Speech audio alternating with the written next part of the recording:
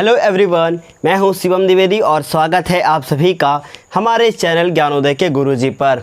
आज की इस क्लास में हम क्या बात करने वाले हैं, सबसे पहले उसकी ही बात करते हैं।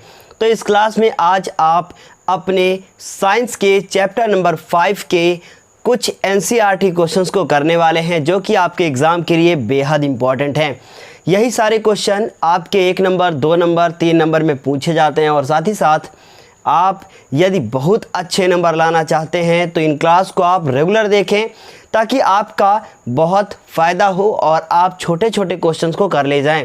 क्योंकि आपको पता है कि केमिस्ट्री बहुत कम नंबर की आती है एग्ज़ाम में, और उसके बाद लेकिन वो नंबर बहुत ज़्यादा इम्पॉर्टेंट इसलिए हो जाते हैं क्योंकि वो नंबर एक एक दो दो करके ऐड होते हैं। और समझ सकते हैं आप कि 20 नंबर की केमिस्ट्री अगर आपके एग्ज़ाम में आती है तो वो एक साथ ऐसा नहीं होगा कि कोई 10 नंबर का क्वेश्चन एक साथ रख दिया जाए।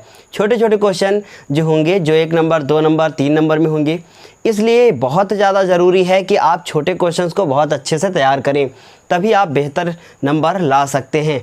ये क्लास में आज हम जिन क्वेश्चंस को डिस्कस करने वाले हैं, सबसे पहले उनको बता देते हैं। पहला क्वेश्चन आपको स्क्रीन पर दिख रहा है, लिखा हुआ है आवर्त सारणी में बाएं से दाएं जाने पर प्रवृत्तियों के बारे में कौन सा कथन असत्य है।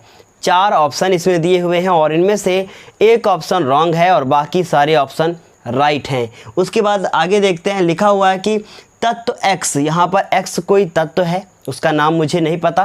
फिर उसके बाद लिखा है कि XCl2 वाला एक क्लोराइड बनाता है, तो तत्व X क्या है वो नाम आपको ही बताना है। उसके बाद लिखा हुआ है कि किस तत्व में 2 कोष हैं तथा दोनों इलेक्ट्रॉन से पूरित हैं। ये जो क्वेश्चन नंबर 3 है, इसके 5 पार्ट हैं, मतलब 3 में 5 क्वेश्चन है। आप समझ लीजिए कि गिनती के तो यहाँ पर 7-8 क्वेश्चन हैं, लेकिन ये 3 में से 5 क्वेश्चन है और 5 में से एक ज़रूर आपके एग्ज़ाम में आ सकता है। उसके बाद लिखा है कि आवर्त सारणी में बोरान के स्तंभ के सभी तत्वों के कौन से गुणधर्म समान हैं, ये मुझे क्वेश्चन बताना है। सेम इसी तरीके के एक और क्वेश्चन है कि आवर्त सारणी में फ्लोरीन के स्तंभ के सभी तत्वों के कौन से गुणधर्म समान हैं। और उसके बाद छठा क्वेश्चन है, एक तत्व का परमाणु का इलेक्ट्रॉनिक विन्यास इतना है। और उसके बाद पूछा है इस तत्व की परमाणु संख्या क्या होगी, निम्न में किस तत्व के साथ इसकी समानता होगी। ये बहुत अच्छा क्वेश्चन है। और उसके बाद अगला क्वेश्चन और है, एक तत्व के M का एक तत्व है, उसका नाम M है, उसके ऑक्साइड का सूत्र MO है, तो उसके नाइट्राइड का सूत्र क्या होगा। इन सभी क्वेश्चंस को आज हम डिस्कस करने वाले हैं, इसलिए यदि आपने अभी तक वीडियो को लाइक नहीं किया है तो वीडियो को लाइक कीजिएगा, और नए हैं अगर आप चैनल पर तो चैनल को सब्सक्राइब कीजिएगा। चलिए फिर बिना देर किए हुए क्लास को शुरू करते हैं और आपको बताते हैं कि किस प्रकार आप इन क्वेश्चंस को हल करेंगे। पहला क्वेश्चन आपको दिख रहा है, लिखा हुआ है कि आवर्त सारणी में बाएं से दाएं जाने पर प्रवृत्तियों के बारे में कौन सा कथन असत्य है। पहला पॉइंट अगर देखें तो आपको पता है, देखिए हम यहाँ पर एक छोटी सी पीरियोडिक टेबल बनाते हैं। आपको पता है कि इस पीरियोडिक टेबल में, पीरियोडिक टेबल का मतलब क्या होता है, आवर्त सारणी। इस आवर्त सारणी में आप जब इस तरफ से मतलब बाएं से दाएं की ओर जाते हैं, ये आपकी आवर्त सारणी हो गई। ये मैंने बना दिया, इसे हम मिटाएंगे ही नहीं। तो ये बाएं से दाएं जब भी जाते हैं तो इधर बाएं तरफ धातुएं होती हैं, उस तरफ अधातुएं होती हैं।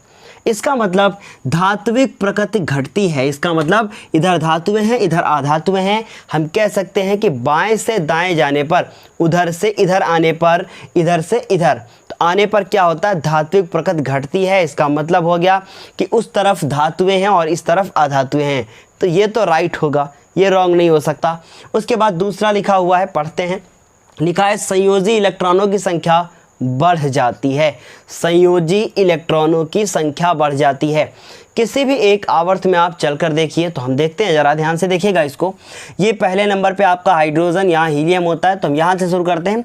लिथियम का 3 नंबर, लिथियम के बाद बेरिलियम आता है जिसका नंबर 4 होता है। उसके बाद 5 नंबर पे कौन है, बोरान है। 6 नंबर पे कार्बन है। 7 पे नाइट्रोजन है। 8 पे ऑक्सीजन है।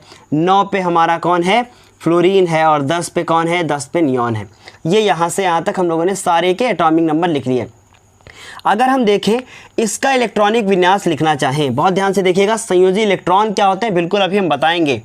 उसके बाद इसका इलेक्ट्रॉनिक विन्यास लिखें, इसका लिखें और इसका, इन सब का अगर इलेक्ट्रॉनिक विन्यास लिखें तो ये जो पहला है इसके बाहरी कोष में 1 इलेक्ट्रॉन होगा, क्योंकि आप 2,1 लिखोगे। तो इसका हो गया। फिर उसके बाद इसका लिखोगे तो 2 कॉमा कितना लिखोगे, 2 लिखोगे।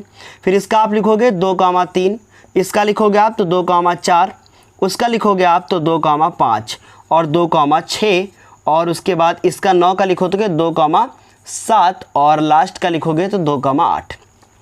ये जो बाहरी कोश में इलेक्ट्रॉन होते हैं यही इनके संयोजी कोश के इलेक्ट्रॉन होते हैं। इसका मतलब आप देख रहे हैं कि क्या है, देखिए एक एक पॉइंट में बहुत अच्छे से क्लियर करूंगा, क्योंकि ये कहने को तो यहाँ पर बहुविकल्पी क्वेश्चन है लेकिन बहुत सारा नॉलेज आपको देकर जाएगा।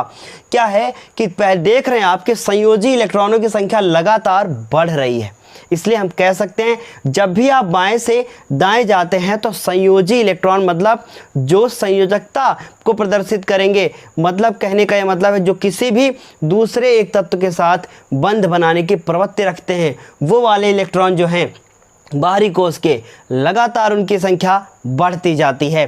और नियॉन के बाद फिर जैसे ही सोडियम आएगा तो आप फिर यहाँ पर पहुँच जाएंगे, मतलब जो है आप सीधे दाएं से कहाँ पहुँच गए, बाएं से बाएं में। इतनी चीज़ क्लियर हो गई कि दाएं से बाएं जाने पर लगातार संयोजी इलेक्ट्रॉनों की संख्या बढ़ती जाती है। तो ये ऑप्शन भी क्या हो सकता है, रॉन्ग नहीं हो सकता है, ये ऑप्शन राइट होगा। थर्ड ऑप्शन की अगर हम बात करें तो परमाणु आसानी से इलेक्ट्रॉन का त्याग करते हैं। परमाणु आसानी से इलेक्ट्रॉन का त्याग करते हैं, क्या ये ऑप्शन राइट है या रॉन्ग है? कहने का ये मतलब है कि इसमें मत देखेंगे कि इसका कौन सा राइट है, ये मुझे नहीं बताना है, मुझे ये देखना है कि इन 4 में से कौन सी एक बात है जो गलत लिखी हुई है, उसे देखना है। लिखा है परमाणु आसानी से इलेक्ट्रॉन का त्याग करते हैं। अगर आपसे पूछे कि आसानी से इलेक्ट्रॉन का त्याग कौन करेगा, धातु करेगी कि अधातु करेगी, तो आप कहेंगे सर धातुएं जो होती हैं वो धनायन बनाने की प्रवृत्ति रखती हैं। ये आपको भी 3rd चैप्टर में पढ़ना है। धातुएं धनायन बनाने की प्रवृत्ति रखती हैं, मतलब वो आसानी से इलेक्ट्रॉन का त्याग कर देती हैं, जबकि अधातुएं इलेक्ट्रॉनों को ग्रहण करती हैं। इसका मतलब क्या हुआ, अगर हम लोग इसी में देखें, आपको देखें ज़रा, तो ये इलेक्ट्रॉन का त्याग करके +1 संयोजकता को प्रदर्शित करेगा, ये +2 करेगा, ये +3 करेगा, ये +4 हो गया, -3 -2 -1 और ये लास्ट में 0। इसका मतलब ये हुआ कि लगातार पहले तो बढ़ रही थी और बाद में घट रही है। इसका मतलब परमाणु आसानी से इलेक्ट्रॉन का त्याग क्या करते हैं, नहीं। बाएं वाले आसानी से करेंगे, दाएं में अधातुएं होंगी तो वो आसानी से नहीं करेंगे। इसका मतलब ये वाला ऑप्शन रॉन्ग है, तो इसलिए कह सकते हैं ये पहले का तीसरा ऑप्शन सही होगा। समझ रहे ना बात को, ऑप्शन इसका जो है वो रॉन्ग है, लेकिन ये जो इसका आंसर है, क्योंकि इसने असत्य पूछा है, बहुत ध्यान से मेरी बात को सुनिएगा, सत्य नहीं पूछा है, असत्य पूछा है, इसलिए ये वाला ऑप्शन सही होगा। फिर लिखा है इनके ऑक्साइड अम्लीय हो जाते हैं। ये बिल्कुल हम आपको बताएंगे। मैंने बताया था कि जब आप तृतीय आवर्त या किसी भी आवर्त में बाएं से दाएं की ओर जाते हैं तो उनके ऑक्साइड अम्लीय हो जाते हैं। और मैंने पिछली क्लास थी जो इससे सेकंड लास्ट वाली, उसमें मैंने बताया था आपको कि जैसे कि, बहुत ध्यान से मेरी बात को फिर से एक बार समझिएगा, बहुत इंपॉर्टेंट बात हम आपको बताने वाले हैं। बाएं से दाएं जाने पर मान लीजिए यहाँ पर Cl होता है तो Cl2O7 सबसे ज़्यादा अम्लीय होता है, ये मैंने बात आपको बताई थी। इसलिए हम कह सकते हैं कि जब बाएं से दाएं जाते हैं किसी भी रासायनिक जो आपकी पीरियोडिक टेबल होती है तो उसके रासायनिक गुणों में एक ही प्रभाव पड़ता है कि अम्लीय प्रकृति जो है वो बढ़ती जाती है, क्षारीय प्रकृति घटती जाती है। तो अगर यहाँ पर लिखा होता कि अम्लीय जो उनके ऑक्साइड जो होते हैं वो क्षारीय प्रकृति मतलब अम्लीय हो जाते हैं, हम लोग ये होता अगर ऑप्शन यहाँ पर कि इनके ऑक्साइड जो हैं वो क्षारीय हो जाते हैं, तो फिर गलत होता क्योंकि उनके ऑक्साइड अम्लीय हो जाते हैं। तो इतनी बात आपको बेहतर समझ में आ गई होगी, चारों ऑप्शन अच्छे से क्लियर समझ में आ गए होंगे। अब इसके बाद इसका दूसरा क्वेश्चन देखिए ज़रा ध्यान से। लिखा हुआ है कि एक तत्व, और वो तत्व कौन है, X है, मतलब X की जगह पर कोई भी एलिमेंट हो सकता है। उसके बाद XCl2 वाला कोई एक जो है क्लोराइड बनाता है। देखिए बहुत इंपॉर्टेंट क्वेश्चन है ये, 2nd नंबर और लास्ट में आपका 7 नंबर, ये दोनों बहुत ही ज़्यादा इंपॉर्टेंट क्वेश्चन हैं। These are the very very very most important questions, इसलिए आपको बहुत अच्छे से इनको समझना है। लिखा है किस तत्व XCl2 वाला एक क्लोराइड बनाता है। क्या बनाता है? XCl2 वाला एक क्लोराइड बनाता है। आपको पता है यहाँ पर Cl जुड़ा हुआ है, तो इसका मतलब जो इसके साथ जुड़ेगा वो धनायन वाला होगा, लेकिन ऑप्शन में चारों धनायन ही दिए हैं। तो इसका मतलब बिल्कुल अब आपका ये दिमाग तो यहाँ से फेल हो गया कि अगर सारे ऋणायन होते एक धनायन होता तो बिना सोचे कुछ टिक मार देते, लेकिन गलत हो गया। तो देखिए ज़रा ध्यान से, अब अगर इसको हम आयंस में फिर से ब्रेक कर दें तो बहुत ध्यान से देखिएगा, ये 2 चला जाएगा वहाँ पे, इसका मतलब +2 चार्ज और Cl के ऊपर -1 चार्ज। क्यों? ऐसा ही होगा ना, ये 2 यहाँ जाएगा और यहाँ पे 1 है, वो 1 लास्ट में आप उठाकर वो Cl के ऊपर लगाओगे। इसका मतलब ये हुआ कि X के ऊपर +2 चार्ज वाला जो है कोई भी तत्व इसमें से हो सकता है, मतलब कि जिसका चार्ज +2 होगा वही वाला इसके साथ हो सकता है। समझ गए मेरी बात को? तो अब देखें तो Na के ऊपर तो +1 होता है और Al के ऊपर जो होता है वो +3 होता है, उसके बाद सिलिकॉन के ऊपर +4 होता है। तो इसका मतलब जो Mg होगा उसी के ऊपर +2 होता है। तो अगर Mg के ऊपर +2 चार्ज आता है तभी वो ऑप्शन क्या होगा? राइट होगा। देखिए ये सब चीज़ें आपको तभी पता चलेंगे जब आपका सब कुछ बेस क्लियर होगा। अगर क्लियर नहीं है तो आप मेरी पिछली वीडियोस को देखिए, शुरू से देखिए और अपना बेस क्लियर कीजिए ताकि आपको बेहतर समझ में आए। मैंने एक छोटी छोटी चीज़ को अच्छे से क्लियर करके आपको बताया है। उसके बाद एक छोटी सी बात और करना चाहेंगे क्योंकि कुछ नए बच्चे इस वीडियो को देख रहे होंगे कि Na का जो एटॉमिक नंबर होता है वो 11 होता है, उसके बाद Mg का 12 होता है एटॉमिक नंबर मतलब परमाणु संख्या, एल्युमिनियम इसका 13 होता है और इसका 14 होता है। तो अगर आपको कभी अचानक से निकालना हो तो याद रखिएगा कि 11 से लेकर 18 तक अगर जितना भी मतलब होता है उसमें से 10 माइनस कर दीजिए। जैसे मैंने आपसे पूछा कि बताइए ज़रा कि जो बाहरी कोष में कितने इलेक्ट्रॉन होंगे, जैसे सल्फर के बाहरी कोष में, तो तुरंत आप उसमें 10 घटा दो, कहते हो सर 6, खत्म। फास्फोरस के 5, उसके बाद मैग्नीशियम 2, कैसे 10 में 10 घटा दिया तुरंत। क्यों घटाया 10? क्योंकि पहले कोर्स में 2, दूसरे में 8, दोनों खत्म, तो लास्ट वाला बचेगा ना। समझ गए? नहीं समझे तो कोई बात नहीं, ज़्यादा समझने की कोई ज़रूरत भी नहीं है, जितना समझाया उतना ही काफ़ी है। चलो अच्छा आगे देखते हैं। तीसरा क्वेश्चन लिखा है किस तत्व में, ये समझ में आ गया होगा, अच्छे से मुझे जल्दी से बताएं कि अच्छे से समझ में आ गया है। उसके बाद तीसरा क्वेश्चन आपको दिख रहा है, तीसरा क्वेश्चन लिखा है किस तत्व में 2 कोष हैं। तीसरे का पहला क्वेश्चन सारे अच्छे से बताएंगे। लिखा है किस तत्व में 2 कोष हैं और दोनों इलेक्ट्रॉन से पूरित हैं। मतलब सिर्फ 2 कोष हैं और दोनों के दोनों पूरी तरीके से भरे हुए हैं। इसका मतलब क्या है? देखिए जरा ध्यान से समझिएगा इस चीज़ को। जो ये बीच में होता है आपका न्यूक्लियस, ये पहली कक्षा होती है और ये दूसरी कक्षा होती है, ठीक है। ये बिल्कुल आपने पढ़ा होगा, बेस आपका क्लियर होगा। पहली कक्षा में 2 इलेक्ट्रॉन होते हैं, इसका मतलब 1 और 1 के 2 इलेक्ट्रॉन हो गए। इसके बाद वाली कक्षा में आपको पता है कि 8 इलेक्ट्रॉन होते हैं, तो 1 2 हो गए, 3 हो गए, 3 4 5 6 7 और 8। देखिए दोनों मैंने इलेक्ट्रॉनों से भर दिए। एक समझ लो अच्छे से, सारे फिर हम जल्दी जल्दी बता देंगे। 2 कोष हैं और दोनों इलेक्ट्रॉन से पूरित हैं, तो इसका भी कोष भरा हुआ है, इसका भी कोष भरा हुआ है। बताओ कितने इलेक्ट्रॉन हो गए? आपने कहा सर 10 हो गए। और आपको पता है कि वो जिसमें आपके 2 कोष पूरी तरीके से भरे होते हैं वो हमारा कौन होता है? वो नियॉन होगा, आर्गन होगा, क्रिप्टॉन होगा, जिनॉन होगा, मतलब जो भी होगा वो उत्कृष्ट गैस होगी। इसका मतलब अक्रिय गैस होगी। तो अक्रिय में कौन हो सकता है? हीलियम हो सकता है, आर्गन हो सकता है, नियॉन हो सकता है, क्रिप्टॉन, जिनॉन, यही हो सकते हैं। समझ में आ रही है ना बात? पहले कक्षा में 2 इलेक्ट्रॉन, अगली कक्षा में 8, और उसने कहा है कि केवल 2 कोष हैं।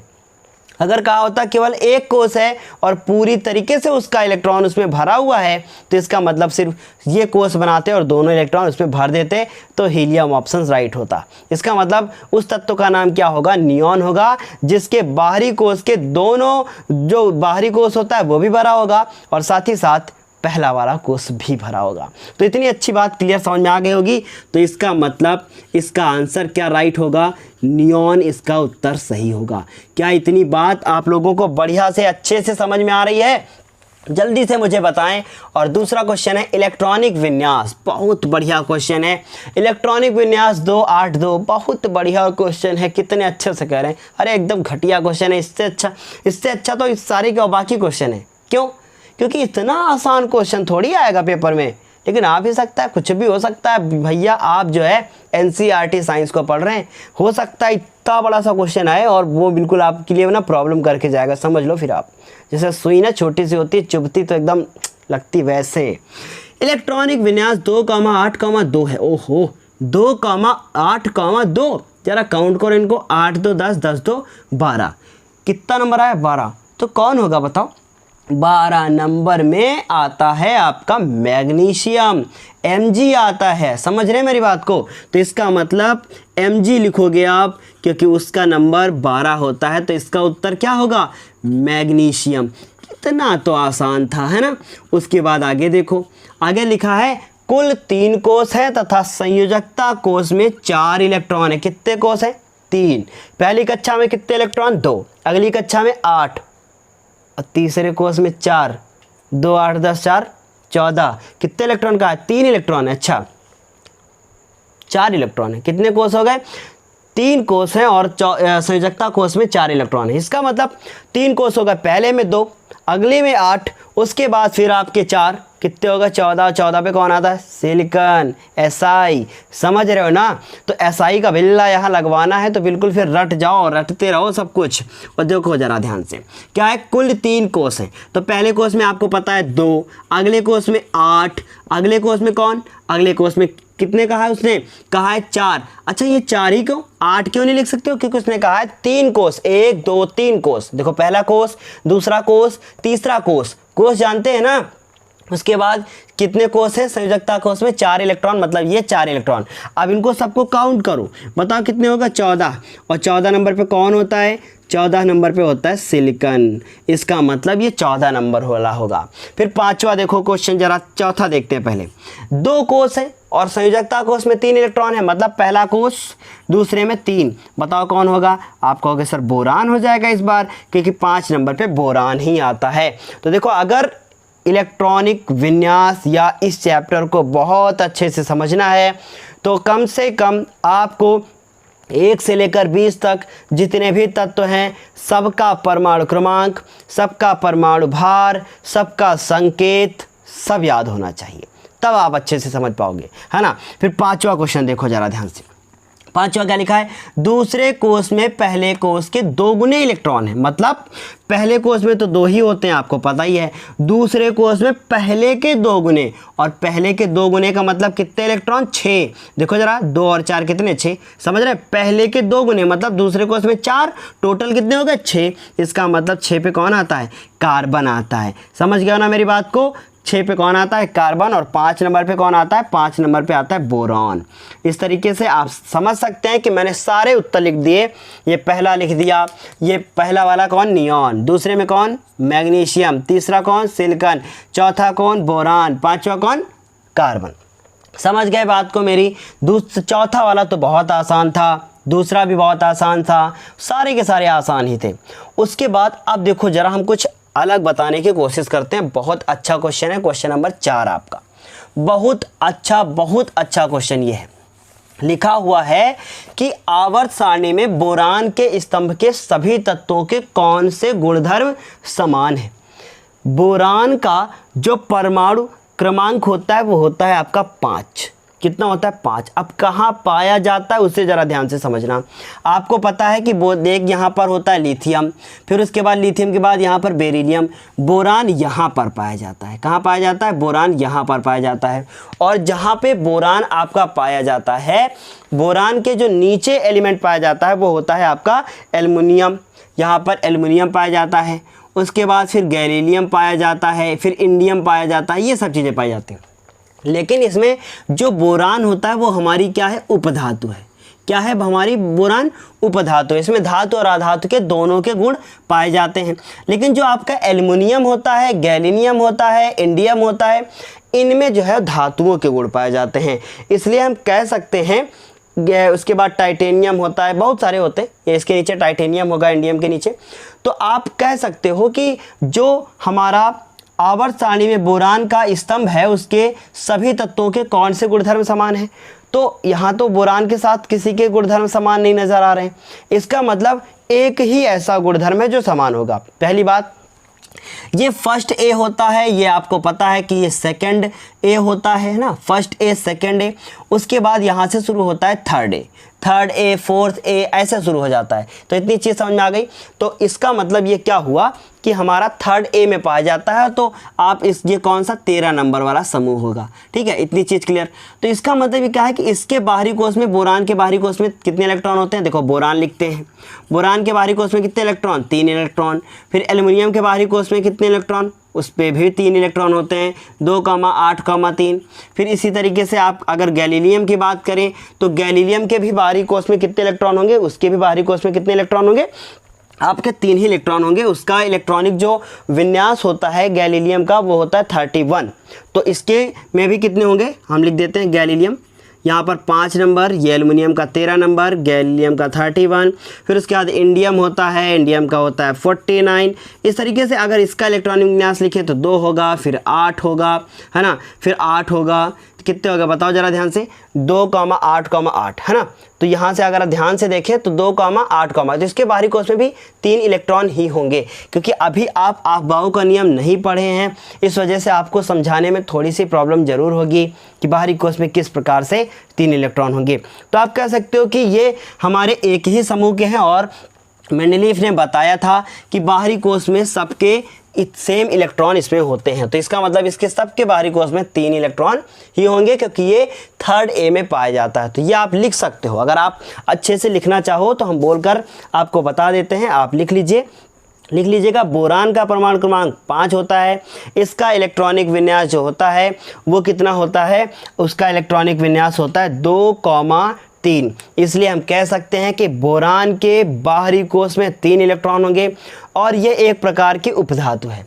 फिर आप लिख सकते हैं कि इसके गुणधर्म में और इसके जो बाहरी कोष में इलेक्ट्रॉन होते हैं वो गैलीलियम के साथ, एल्युमिनियम के साथ मैच करते हैं, यानी मिलते हैं, इसलिए ये क्या है, उसके साथ समान गुणधर्म वाले गुण रखता है। ऐसे आप लिख सकते हो अगर आपसे लिखने के लिए कहा जाए तो। ठीक है, उसके बाद अगला क्वेश्चन देखते हैं। लिखा है आवर्त सारणी में फ्लोरीन के स्तंभ के सभी तत्वों के कौन से गुणधर्म समान हैं। बहुत अच्छा क्वेश्चन है। फ्लोरीन वाला जो होता है यहाँ पर, ये अक्री गैसें इसमें होती हैं, इसके बगल में, तो ये आई थिंक 17वां समूह होता है। हाँ, टोटल 18 होंगे तो ये 17 होगा।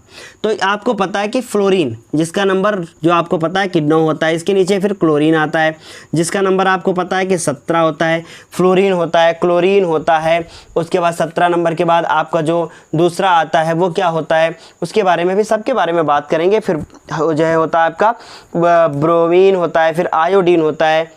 ठीक है, ये सब चीज़ें होती हैं। तो इसके बाद ब्रोमीन होता है, ब्रोमीन Br, और आयोडीन आई होता है। ब्रोमीन जो होता है उसका एटॉमिक नंबर आपका 35 होता है, और जो आपका आयोडीन होता है उसका एटॉमिक नंबर क्या होता है, 53 होता है। तो इन सब के बाहरी कोष में 1 इलेक्ट्रॉन ही 7 इलेक्ट्रॉन पाए जाते हैं बाहरी कोष में। इसके बाहरी कोष में भी, इसके बाहरी कोष में भी 7 इलेक्ट्रॉन, इसके बाहरी कोष में भी 7 इलेक्ट्रॉन, और इसके बाहरी कोष में भी 7। लेकिन इन सब की संयोजकता जो है -1 होती है। इसकी भी होगी एक -1, इसकी भी -1 होती है, और इसकी भी -1 होती है। तो हम कह सकते हैं कि फ्लोरीन आवर्त सारणी में फ्लोरीन के स्तंभ के सभी तत्वों में कौन कौन से गुणधर्म समान है। सबसे पहली बात कि सबके पास, कैसे लिखोगे आप कि फ्लोरीन वाला जो स्तंभ है वो 17 नंबर समूह में पाया जाता है, या 7th ए आप लिख सकते हो, 7th ए उप समूह में पाया जाएगा, उपवर्ग में पाया जाएगा। उसके बाद इन सब की संयोजकता -1 होती है, और सबके बाहरी कोष में 7-7 इलेक्ट्रॉन होते हैं। इतना आप लिख सकते हो। समझ में आ गया होगा ये सब चीज़ आपको अच्छे से। उसके बाद देखो, एक परमाणु का इलेक्ट्रॉनिक विन्यास 2,8,7 है। बहुत अच्छा क्वेश्चन है। क्या लिखा है कि 2,8,7, 2,8,7 पूछा है, इस तत्व का परमाणु संख्या क्या होगी। आपको अगर देखें तो इलेक्ट्रॉनिक विन्यास उसी को ब्रेक करके, मतलब इनको अगर आपस में आप जोड़ लो तो आपको परमाणु संख्या बहुत अच्छे से समझ में आ जाएगी, क्योंकि आप इनको जब ऐड करोगे 2,8,7 तो आपका जो आंसर आएगा छठे का पहला, वो क्या होगी, परमाणु संख्या। कितनी परमाणु संख्या होगी आप देख लीजिए, क्या होगा, 70 नंबर होगा।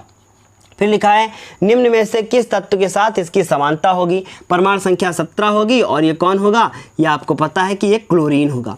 और अभी अभी जस्ट आपने पढ़ा है कि जो क्लोरीन होगा वो उसमें F वाला आता है, मतलब ये F के साथ समानता रखेगा। नाइट्रोजन के साथ बिल्कुल नहीं रखेगा, फास्फोरस के साथ नहीं रखेगा, आर्गन के साथ नहीं रखेगा।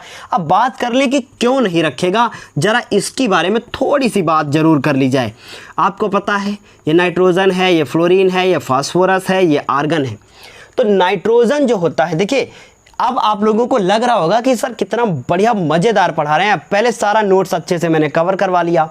अब हम उन लोगों के लिए पढ़ा रहे हैं जो वास्तव में पढ़ना चाहते हैं।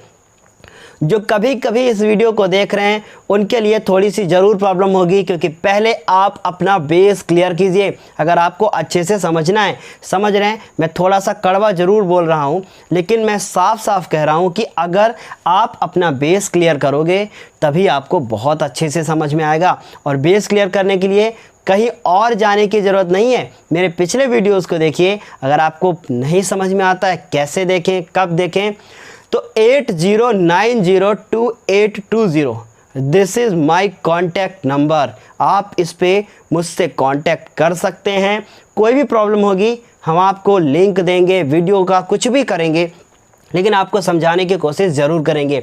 इसलिए आपसे बस एक बात कहना चाहते हैं कि पहले बेस को क्लियर कीजिए, उसके बाद देखिए, बहुत अच्छे से समझ में आएगा। और जितने बच्चे मेरा पिछला वीडियो देख चुके हैं वो लोग ज़रा मुझे एक बार प्लीज़ एक बार बताएं मुझे कि क्या उनको ये क्लास अच्छी लग रही है, बहुत अच्छी लग रही है या नहीं लग रही है। अगर लग रही है तो बहुत अच्छी बात है, और नहीं लग रही है तो कहाँ पे प्रॉब्लम हो रही है ज़रूर शेयर करें मेरे साथ। Nitrogen, phosphorus, fluorine, argon. Nitrogen की अगर बात करें तो परमाणु संख्या 7 होती है, फ्लोरीन की बात करें तो 9 होती है, फास्फोरस की बात करें तो 15 होती है, आर्गन की बात करें तो 18 होती है। बहुत तेज़ी से बढ़ रहा हूँ मैं आगे आगे, है ना। अब देखो ज़रा, इसकी 7 होती है और इसकी अगर हम लोग बात करें कितना होता है, इसकी 9 होगा ना परमाणु संख्या। उसके बाद इसकी बात करें फास्फोरस की, तो फास्फोरस का आपको कहेंगे 15। नाइट्रोजन का बाहरी कोष क्या होगा 2,5। फ्लोरीन को देखें तो 2,7। फिर उसके बाद इसको देखें तो 2, आप देखें तो 2,8,5। और आर्गन को देखें तो 2,8,8। देखो जरा ध्यान से, और इनको और इसके बाहरी कोष को देखो तो 7 इलेक्ट्रॉन, 7 से 7 मैच कर गया। इसका मतलब निम्न में से किस तत्व के साथ इसकी समानता होगी, वो समानता होगी आपकी फ्लोरीन के साथ। इसका मतलब आप लिख दोगे ऐसे ही, और फिर लिखोगे क्योंकि फ्लोरीन के बाहरी कोष में भी 7 इलेक्ट्रॉन हैं, इसलिए ये बाहरी कोष में 7 इलेक्ट्रॉन इसमें भी हैं, फ्लोरीन में भी साथ में 7 इलेक्ट्रॉन, क्लोरीन के भी 7 बाहरी कोष में 7 इलेक्ट्रॉन है, इसलिए ये फ्लोरीन जो है वो क्लोरीन के साथ समानता प्रदर्शित करेगा। क्लियर बात, ओके। चलो आगे बढ़ते हैं। फिर लिखा है एक तत्व M के ऑक्साइड का सूत्र MO है। ओके, बहुत अच्छा क्वेश्चन है। एक तत्व के ऑक्साइड का सूत्र MO है। कौन सा सूत्र भैया इन्होंने दिया है, MO दिया है। अच्छा, MO दे दिया है, कोई बात नहीं। यहाँ पर जो M है वो सिर्फ एक मेटल को रिप्रेजेंट कर रहा है। This is not a element, किसी ये एलिमेंट का सिंबल नहीं है, बिल्कुल भी कंफ्यूजन में मत रहिएगा, ये एक एलिमेंट नहीं है। इसका मतलब ये सिर्फ रिप्रेजेंट करने के लिए, सिर्फ दिखाने के लिए लिखा गया है। अब अगर हम इसको ब्रेक करें तो आपको इतना ज़रूर पता है कि जो O अगर ब्रेक होगा तो यहाँ ऐसा नहीं होगा कि ऐसे हो जाए, बिल्कुल गलत हो जाएगा, क्योंकि आपको इतना तो अंदाज़ा है ही कि ऑक्सीजन के ऊपर -2 होगा तो यहाँ भी +2 ही होगा। देखिए बहुत अच्छा क्वेश्चन था। अब ये आपको पता चल गया कि M के ऊपर +2 का चार्ज आएगा, क्योंकि ऑक्सीजन के ऊपर -2 का चार्ज होता है।